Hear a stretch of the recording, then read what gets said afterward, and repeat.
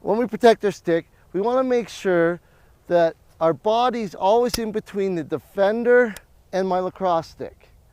So as I'm going by, I want to make sure I get the stick low, below the top of my head, if possible, below my chin. I want to keep it in tight. I want to bring my elbow up to protect the backside. I want to get my hand so I get a good tight cradle. Can move that arm, and then I'm going to keep my body in between. So as I go by, I'm going to come at them, I'm going to turn, keep that stick protected as I go by, and keep my body in between. I can do the same thing with one hand and add more protection by bringing up the other hand as a guard to protect the stick. So as I come at the defender, I can turn in tight, protect, and run by. You can notice that no matter what position I am, the body's always in between. So as I start, I turn here to put my back towards them, put the stick on the opposite side. As I get to the side, I'm turned, again, it's more out to the side. And when I pass them, I'm going to put the stick out front so the body's in between again.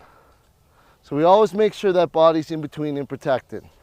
You can also use the stick to bait the defender and make them move out of position. We talk about great protection, but a lot of times it's difficult to get by a good defender.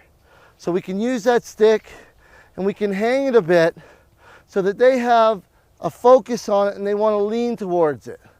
All right, so anytime I'm making a move, I may bring it here, may bring it there, but as I come up, I want to make sure I have the right space in between so that he can't quite get it, but he thinks he might be able to. As he goes for it, I can bring it in and go by him and he's lunged out of position.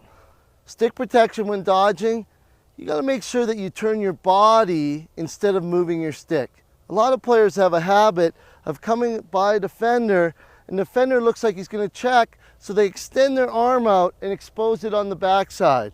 Here the defense can easily get that check. So instead of moving our arm to get away from a check, if we're moving in as he goes to check, I turn my body. You notice there that I keep the stick in between the outsides of my shoulders, and as he goes to check, I move the body. That way it keeps it protected on the back side.